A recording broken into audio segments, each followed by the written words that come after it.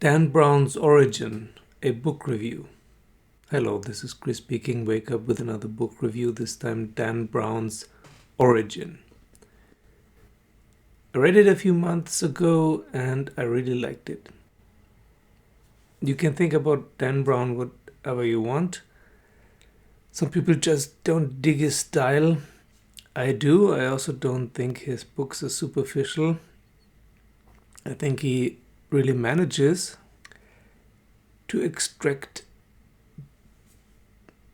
and present deep content in a way that that people can digest easily. It's almost like popular science books.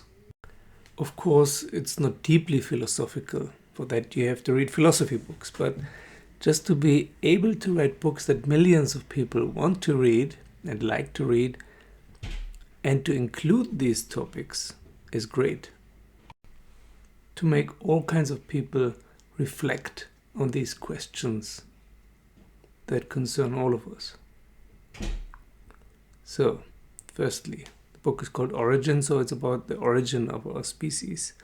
Where do we come from? Where do human beings come from? How did they come into being and why? And secondly, related to that, where do we go? Is there a point? Is there a movement? Is there a direction? Are we, as a species, moving towards a fulfillment of why we're here? And the way he discusses it is a controversy between natural science and religion. These two extreme viewpoints. And this is anyway a war that has been going on for about 150 years. The war between religion and natural science. Or even between philosophy and natural science. Or spirituality and natural science. Natural science is very dogmatic, believing at the same time of itself as very open-minded and logical. And he included one more thing that just now came into focus more and more during the recent crisis: model theory. In natural sciences, you have more the empirical sciences, or part of natural science, based on experiments and so on, and model theory. Model theory is just plain theory and mathematics, and now with the help of computers, of course, you can extrapolate these models and let them calculate into the future what might happen. For example, in the outbreak of a disease, or how the human species will develop and flourish or not flourish. And I think the book discusses all these topics in a very, very deep way that is unusual for novels, and at the same time creating a wonderful suspenseful pastime. It's more an inspiration to think about it yourself. It doesn't discuss and answer all possible angles here. But he's definitely inciting philosophy, inciting deep thought. Even more so than in other books that he has written beforehand. And of course, there's lots about arts in this book. In Spain, the Guggenheim Museum in Bilbao, and all the Gaudi stuff in Barcelona. Great descriptions. This alone is worth reading it for. And then there's one more topic even more crucial to our present lives. And I've thought about 2 or 3 months now, how can I talk about it without spoiling the book? and I haven't come up with a solution. So I'm going to talk about it now. Spoiler alert. Spoiler alert, triple spoiler alert. If you ever want to read the book, don't continue this video now. Watch it after you read it, or it's also available as an Audible. Very well read. It's a thick book. It will take you a while to read it or listen to it, but I enjoyed it. Now to the last topic, which I think is the best of all, and in which I will spoiler what the book is about. This will only come about in the last pages. So there's no point in listening to this if you still want to read the book or if you haven't finished. The last topic is artificial intelligence. How far does artificial intelligence go? And what if we clash with it? What will happen if our interests ever clash with those of the artificial intelligences? We have many examples of negative dystopias, like Terminator and Matrix and many others. Most people who ever thought about it think that if artificial intelligence ever comes into a position to decide on the fate of humanity, that it will try to eradicate humanity or cull it down significantly. But there are also some positive scenarios, some utopias like Isaac Asimov's Foundation Saga, which is also very recommendable, very good, in which artificial intelligence is created to help humanity and to watch over them and to shorten a cycle of chaos and anarchy and barbarism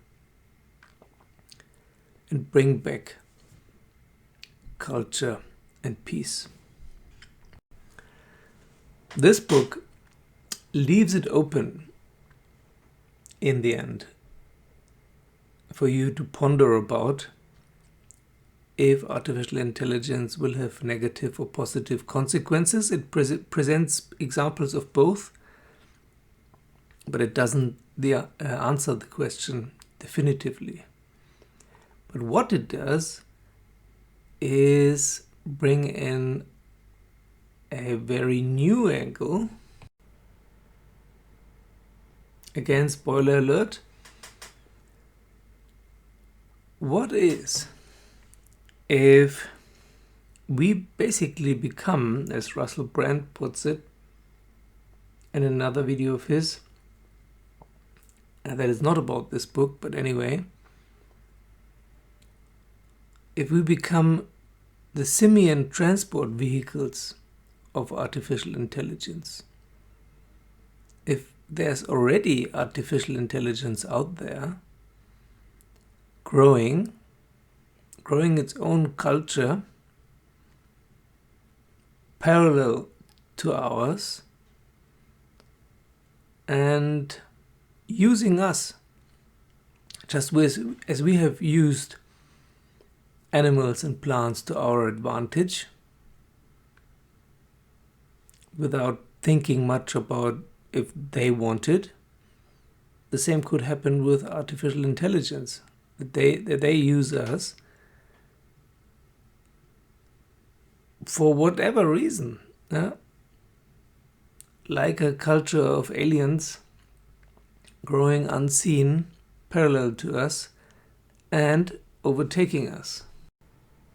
So Dan Brown's idea in this book is that our culture is already declining and the artificial intelligence culture is already on the rise, and extrapolated into the future, a few decades ahead, everything will be dominated mostly by artificial intelligence. And the only way we can survive is in a kind of symbiosis. And here we're back to the old Matrix question. Does artificial intelligence need us? Would they need us to continue their existence? Or can they do without us? Anyway, the question, where do we go? What's our destiny? Is then intertwined with that of technology, of artificial intelligence. But not in the way many believe now, that technology will be our savior. No, it has to be a real symbiosis, or else we will just be instruments. Not artificial intelligence and technology will be our instruments, but we as human beings will be instruments for artificial intelligence. And they will make decisions that we cannot comprehend, that are not human, because they're not humans. Even if they were created or co-created by human beings, they're not human. So they will make inhuman decisions, which can be good for humans or bad for humans. We don't know. It's not that all human decision making is good. Actually, it's not most of the time. But that's scary shit. And let it never be said that Dan Brown is superficial. These are things we have to think about nowadays, in the age of robotics and artificial intelligence. It's starting now, or has already started. What this also reminded me of is one of my favorite series, Person of Interest, which I always recommend. It's also very, very prophetic. It's 10 years old now, but most of what they portrayed there as a dystopic surveillance state has already come true. And as to the question, what would happen if artificial intelligence ever clashed with our civilization? There's something that Jed McKenna once said.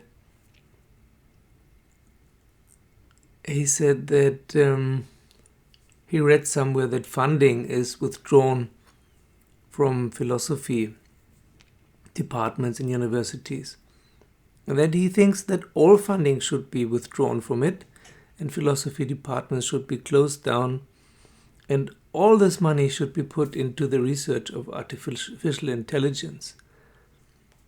And then he's just waiting for artificial intelligence to come up and decide that we are superfluous and that they will eradicate us, and he is looking forward to watching the show. Very dark humor.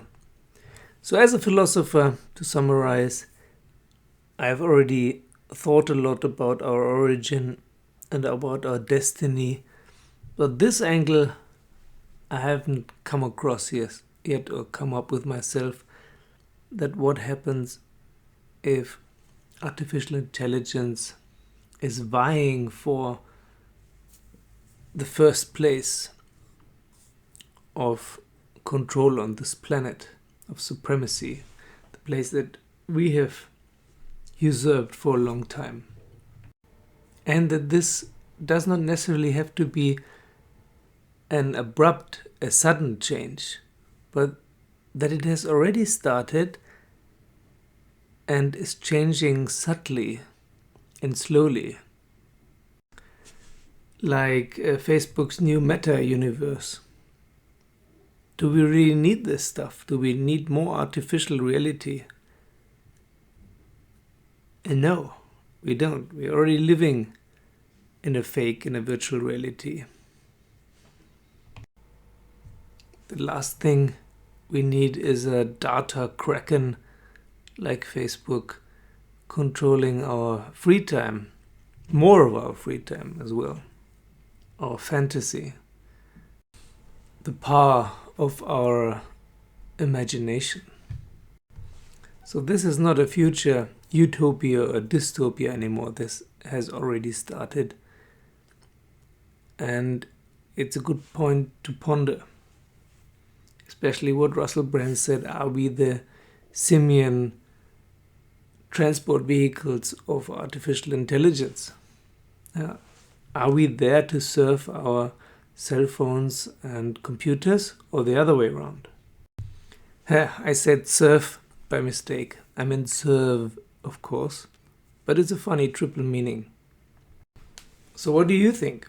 Do you think that artificial intelligence will take over the world at some point in the future? A very near or very far point, or has it already started? Do you think that we're already on a decline and artificial intelligence might already be on the rise? Okay, thank you for watching. Thank you for liking and subscribing. I really recommend this book. All the best and see you soon. And thank you to all my Patreons.